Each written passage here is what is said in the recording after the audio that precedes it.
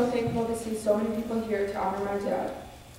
I'm Skylar, Tim's oldest daughter, and I want all of you to know that he always tried his hardest to help everyone in his path, whether they were friends, family, or total strangers. Strangers didn't stay strangers for long. He had a way of making everyone feel welcome, and we couldn't go anywhere without a dozen handshakes or hugs. As all of you may know, my dad had some serious OCD problems, and I unfortunately got the same problems. No matter if it was a big or small project, like putting 2 tacks into a wall to hang a picture, it always took at least a half an hour and was a very big deal. Every project took at least twice as long because it had to be absolutely perfect, even if it was getting covered by a couch or a table. Everything from his office to his nightstand at home had a spot for everything, and it was always neat. If anyone knew my dad, he loved his cars. He had towels on the ground where the carpets go for your feet, and you may be thinking, why would he put carpets there?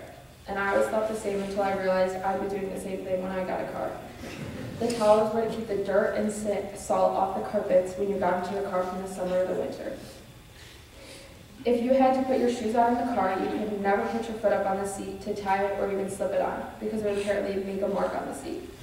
So sorry, Dad, but of course when the daughters, me and Mackenzie were, we tried it out to see if you would notice or if we got the seat dirty.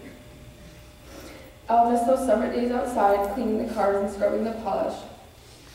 I will miss the days he tried teaching me about every product he had to clean the cars.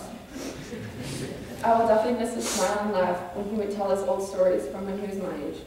And boy, oh boy, was he a very risky and funny kid. He would always make Lynn do his chores for fruit roll-ups. And I don't think I've ever laughed harder when he told me what Lynn's face and Nana's reaction was when they found out what was truly going on. He also told me about the time they rented a truck, and it wasn't big enough, so they had bungeed on the things in the back of the truck. He said he had to jump down from the truck, so he jumped, and then he yelled so loud because he felt the pain.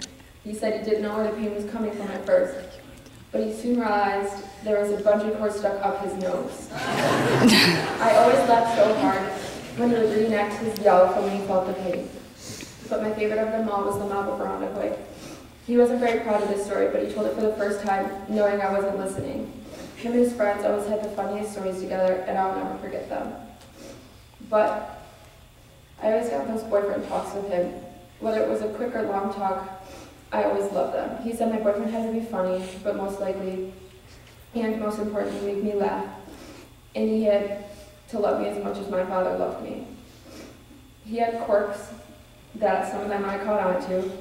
He had to have his dress shirts nice and crisp, meaning the collars and the wrists had to be nice and sturdy. But I also would make fun of him and I would get mad at him when he would take a cloth and put it under my water bottle on the nightstand. I soon learned it was keeping from getting rings on my bottle on the nightstand, and it was to keep it looking nice. And he loved his things looking nice. It was crazy, and I could not even begin to tell you what he wanted to keep nice. He was always honest, always with his feelings and emotions. I could always count on him for outfit advice, and he would always give me his honest opinion, even if it wasn't nice. When I was around 1 to 3 years old, it was 6 o'clock every night on the Noggin channel, and there was a goodbye song called Gun Day. And every night I would stand in the living room at 5:59, shake my hands and jump while I waited for him to come home. I would wait for him to come rushing in from work, pick me up, and dance to a song with me on his hip. And some nights he would be late. I would sit there and cry, while Mom would pray in the kitchen for him to get home fast. He would then come rushing in the door, and I would see him. My face would get so happy with the biggest smile, and I would dance for the rest of the song. I will miss moments like these where I would dance with him to songs and sing on long car rides to tournaments. I will miss him at my softball tournaments. I will miss hitting the ball far and hard and looking over at him and seeing his face light up. I will miss the car rides. I miss the car rides where I sat in the passenger seat while he sat in the driver's seat, singing his songs or having important conversations, or simply telling stories to each other that we've heard 100 times, but we still laughed like we heard it the first. Yes, it was my 15th birthday, but I drove, and I'm so grateful I did, because I'll miss starting to drive with him and getting my permit and license with him. Ellen is driving him around in cabin talks, yet I'm the one driving, and I'm thanking God that I'll never have to drive a Suzuki Cruiser. Which was this blue Chevy Astro van. A couple months ago, it broke down, and I could not tell you how happy I was. I was jumping around and cheering, and he goes, a couple weeks later, he goes, girls, guess what? I fixed the van. I always told him I would rather walk than get in that van and go from point A to B. And he would always tell me, oh honey, don't worry about it, this thing can kick some butt. But I guess I can now say I'm the proud owner of a 1999 blue Astro van. And he's so excited that it has my name written all over it. There was and forever will be favorites in this house. My mom and dad will and can deny it as much as they want, but both me and Mackenzie think there are. Kenzie's mom's favorite child and I'm dad's. I will forever remember him trying to do my prayer. Even to this day, I still do it almost every night. My mom would leave for work trips when we were younger, and he would have to do my prayer, and would always mess up, all the time. Whether it was on purpose, I don't know, it probably was, but at the time I didn't know. Or if he really didn't know it. I would always get so mad, and I'd have to call my mom, and I'd have to write it down. He'd still mess it up somehow, though. Every night before bed, he would come in and kiss me goodnight, say I love you, and then leave the room. He would always have the biggest smile on his face and tell me he would see me in the morning and then go back.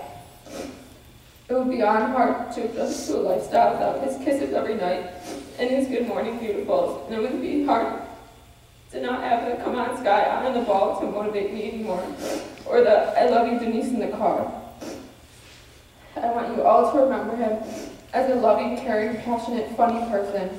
Always remember the memories you had with him and the conversations you had together. This man, I'm thankful I get to call my dad, has loved each and every one of you conditionally, like you will never know. He taught me what it's like to love someone and how you should act towards that individual, but has most importantly taught me how I should be loved by someone and what it feels like to be loved. I feel that out of this situation, whether I know you personally or you're here because my dad impacted your life, I'm sure the result of this has brought you closer to others. Even when it doesn't seem necessary, always say I love you to each other, even if you're leaving for a couple minutes. Always give hugs or a kiss on the cheek to show your love. And even if you're having a bad day or the worst day ever, hold the door for the person behind you because they may be having as worse as a day as you. Thank you, Dad, for never giving up and showing me what it's like to persevere. I love you with all my heart and forever will. Thank you all.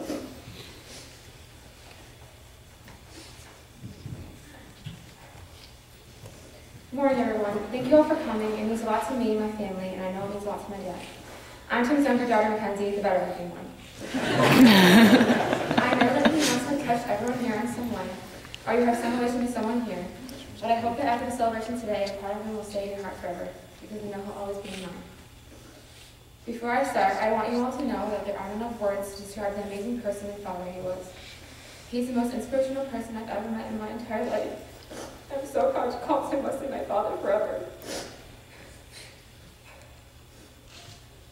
I'm so happy to say that me and my father were a lot alike in many ways, which made us closer in the long run. We both loved salt on our food and we put it on everything. We had the same sense of humor and we always laughed at the same jokes. Sometimes we would have jokes with each other that only we would laugh at, which would make them even more funny. When I was little at potty training, I was so excited to come downstairs and tell Daddy that I waked up dry. Just as recent as 2 weeks ago, my dad had asked me out of the blue, "Did you wake up dry today?" It brought out a little giggle on me, which was right in the day. We're both conscious of each other's feelings and don't like to see people hurting, especially if you're the ones that made it happen, because then we feel guilty for things that we shouldn't have to. We both take pride in our appearance because it gives us more confidence, and any chance he got to dress nice, he would, so people could see what a good-looking guy he was. And we both never held grudges, so we would always give people second, third, fourth, and sometimes fifth chances, which is our way of believing that there's good in every person. I learned plenty of life lessons from my dad throughout the years he was with us. These are just a few important ones. The first one was not to annoy him with my food, especially the noisy ones. The other day I grabbed yogurt from downstairs, and before I even took the top off, my dad offered to pay me money not to scrape the bottom of the container with my spoon. That sounds drunk and crazy, which made me want to do it even more. Another thing he taught me was to face life head on, just like he always did. and to never be afraid of anything. He showed me how to never give up and fight for what I want, and to never take no for an answer because he never did. He taught me that only the best things in life happen when you step outside of your comfort zone and you work your hardest. He made sure I knew that looks weren't everything, and even though his body was getting weaker, inside his determination was getting stronger. And not surprisingly, he even found a way to make a joke out of the fact that he was so small. When his jeans started to get too big on him, we went shopping for new ones at Old Navy. We started in the men's section, and we soon realized that none of them would fit him. So we moved to the boys section and took a shop. He came out of the dressing room, and I don't think I've ever seen anyone so excited about a button and a piece of elastic in my life. Those adjustable waistbands on little boy jeans brightened his day. And he even pointed out the fact that they were less expensive than men's jeans, which is always a score for him. Out of all those lessons and teaching moments my dad has given me, I have become such a better daughter and person.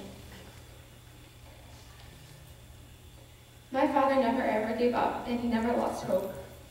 Even when life handed him this script, he always found a way to make it his own. He didn't let the story define who he was.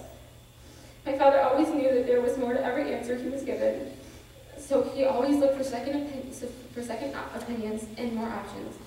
Unfortunately, we ran out of options this time, but the work he and my mom did gave us almost 6 more years together than we were initially told.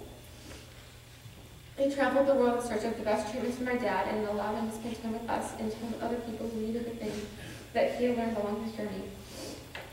Even though he isn't here, the research and the work will continue to go on, and I hope it will add more chapters to the stories of families like ours and inspire them to write their own endings. I'll miss him more than I can say. Most of all, I'll miss his hugs, his laugh, his quirkiness, and all of those stories.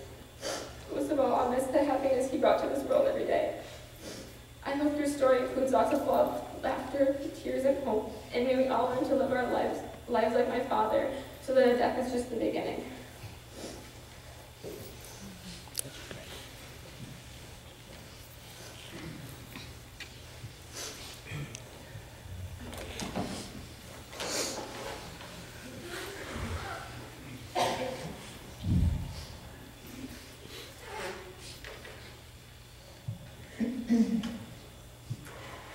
One or the other must leave, one or the other must stay.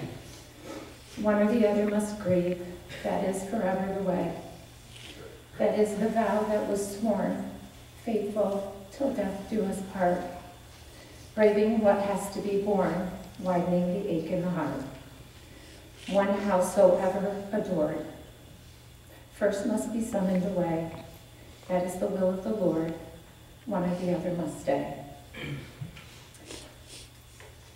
Thank you all for coming today to celebrate the life and mourn the loss of one of the most amazing men this world will ever know, my darling husband, Tim Wesley. I met Tim in January of 1994 at the most unexpected place and unexpected time. He was volunteering on a Sunday night at Irondequoit ambulance. My draw to him and my immediate need to be with him always was his witty, funny, sarcastic sense of humor. He pulled me in, and I never let go. I knew very shortly after meeting him that he was the one, he was my one. I became such a better person.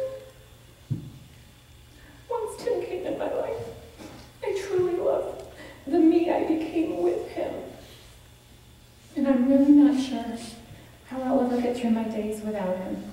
He was, is, and will always be the very best part of me. He does for everyone. He gives to everyone. He does not burn bridges. He does not make enemies. He is everything good. My talkative wise guy grew up in Irondequoit on Nile Drive with his parents, older brother Tom, and his darling little sister Lynn, whom he loves so very deeply. Tim was very proud of being the middle child. He deemed it an excuse or a reason for being the prankster he was. Right here at Christ the King is where Tim went to grade school. He then went on to proudly graduate from Aquinas in 1989 and receive his master's degree from St. John Fisher in 1993. Tim's energy, his intelligence, his need to always do more always do the most that could be done, led him to grabbing some toilet paper and jumping into his Chevy Celebrity in 1994 and driving around to see who he might be able to sell it to. And I remember that phone call when he sold it and made his very first dollar. That man built up an incredibly successful multi-million-dollar business from his drive and his determination. Tim could do anything, and he could sell anything to anyone. Tim was one of the most principled, fair, and honest business people I've ever experienced. His work ethic is unmatched.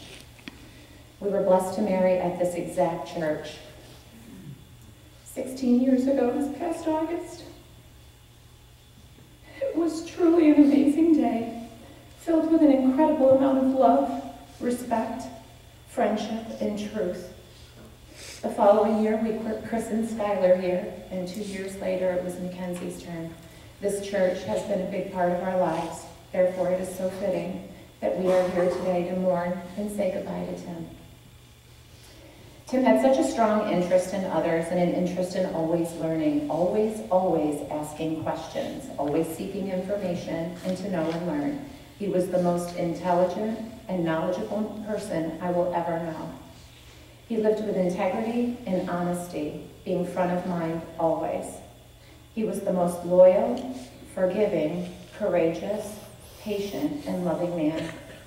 His absolute focus every day was the responsibility of taking care of me and the girls. He made sure we knew every day that we were his priority and how very, very, very much he loved us. Tim wasn't a showy man at all. He never had to have anything of material value. All he ever wanted was healthy children, a healthy family, a successful business, time with his friends, and lots of time to hunt, golf, and ride his Harley. And since I always wanted to be with Tim, I took up hunting and riding Harleys. Sorry I had to catch him on the golf game, although he tried very hard to suck me into that too. And just this past November, on opening day of deer season, after hunting with him for probably 7 or more years and missing a lot, I got my very first deer, and it was a 6-point buck. And Tim was right there by my side when I got it. I will never, ever forget the look on his face. Riding the Harleys always made Tim forget his worries. He loved the freedom of it. He loved hearing just the roar of the bike and nothing more. And boy, he loved having me on my bike riding next to him. At every light and every stop sign we approached, he would look over at me, give me a wink, and his cute little half smile. And then a nod. Every time. Although not being showy, as the girl said, he certainly did love his cars. He always did. And with his love for cars, he also balanced the frugal side of Tim, where he would get nice cars and not drive them. Because he didn't want to decrease the value of the car by running up the miles. So instead, he drove the loser cruiser, which could also double as a last-minute delivery van if he needed to. And boy, did he love pulling up to pick the girls up wherever they were. School, events, he loved the look on their face when they'd walk out. There was always something funny to say or do or to reminisce about, always. And much of the time, I was the punchline, whether it was a giant kickball to the side of my head, or a banana peel under the counter kitchen, or his favorite was giving me a Wegmans gift card to use when I got groceries that had $0.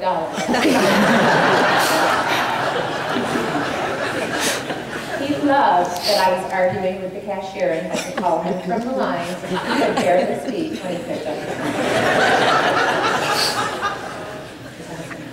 I think some of my favorite moments with Tim were when his dearest buddies were together with us.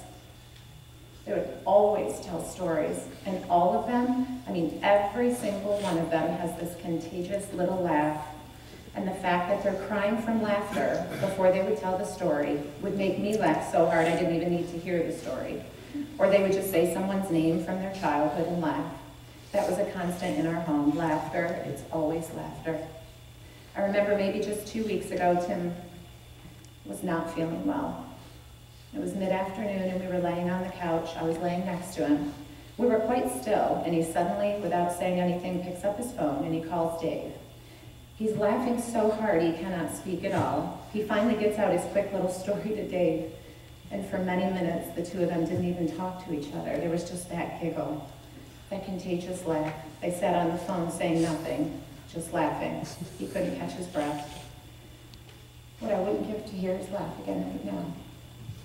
Just the day before his passing, the hospice nurse was at the house along with the social worker. The hospice nurse was probably 29 or 30, Italian, beautiful dark curly hair. Tim had his eyes on her, and he had them laughing and sucked them in within moments of being at our home. They couldn't wait to come back and see him Monday morning. It's what Tim did without even trying or even knowing he did it. Within minutes of meeting someone, they loved him. I was always in awe of him. I loved watching him talk to people. The beauty of Tim is that 5 years and almost 11 months ago, when diagnosed with stage 4 appendix cancer and given 12 to 18 months to live, he didn't change who he was. He was still hardworking, positive, funny, and optimistic. I think with this diagnosis, his amazing love for life and for people and for wanting to help others had the opportunity to really shine. Everyone now had the chance to witness the all kinds of wonderful that I was given the blessing of seeing every day. Tim was never defined by cancer. He used the adversity in his life to help others, and he never let circumstances be in the driver's seat. He took this devastating news and turned it into something positive, living his life out loud and letting everyone know how important it is to love those you have every single day with all that you have. He used it to remind us not to sweat the small stuff. What Tim had to go through on a daily basis to live the extra 4.5 years that he did is truly unbelievable. The planning, the work, the thought, and the energy that it took. And he never complained. Not once. One of the most recent moments that sticks out to me so clearly is the day he had a procedure to remove a placement stent. I walked back into the recovery room and there he was laying on the bed with his big smile. I sat next to him and he rolled over, grabbed my hand, looked deeply into my eyes and said, "Babe, the best part of all of this, I get to spend so much time with you." He used the adversity to create Be Unintimidated, which allowed him to help countless others that felt like they had no hope. The diagnosis allowed us to all vividly see his amazing, unmatched strength, both physically and mentally. Tim never asked nor wanted of anything, not anything, from anyone. Tim was never of the mindset of what will I get from this or what can you do for me. It was always, always, what can I do to help you? He gave so much to so many, and he did all of this with his beautiful smile, always present, and always with a hug to share. I can confidently say that cancer did not win here. Tim most definitely did. He made the decision that he would win over cancer by deciding when it was time to go. I believe that. We were expecting so much more time with him, but Tim wasn't himself the last couple of days, and he never, ever wanted to be that way. Early Saturday morning, for a very brief few minutes, I took my head off his pillow and my hand off his chest, and I laid on my back to finally catch a little bit of sleep, and in that short 35 minutes, he left. He did it his way when I was resting. He wasn't going to let the cancer continue to progress and get so bad that he was bedridden, unable to speak, and unable to take care of himself. He was in control, as he always was. He always was focused on taking care of the three of us. And I believe that's what happened Saturday morning. He wanted to take care of us in his own way. It crushed him to see us cry. He left when he wanted to. Tim blessed me with so much love. He blessed me with 2 incredibly amazing daughters And he also blessed me with the most wonderful network of friends, a wife and her daughters could ever want or need. Tim's friends are my friends. They are my family. And for that gift alone from him, I am eternally grateful. I'll wrap this up by saying the love Tim and I share, will always share, is so deep, it's so real, and it is so honest. And it will carry me through the rest of my days until I'm with him again. I'm the lucky one who knew you best, Tim, and loved you most, and still loves you today, and will love you tomorrow and for every day thereafter. Life now and forever will be a before and an after because of you. My gosh, Tim, miss you so very much. The girls miss you so much, but because of the amazing person that you are and the strength that you demonstrated every day in everything you did, we will be okay. I promise you. We love you past the moon and love you beyond the stars. You are my always and forever.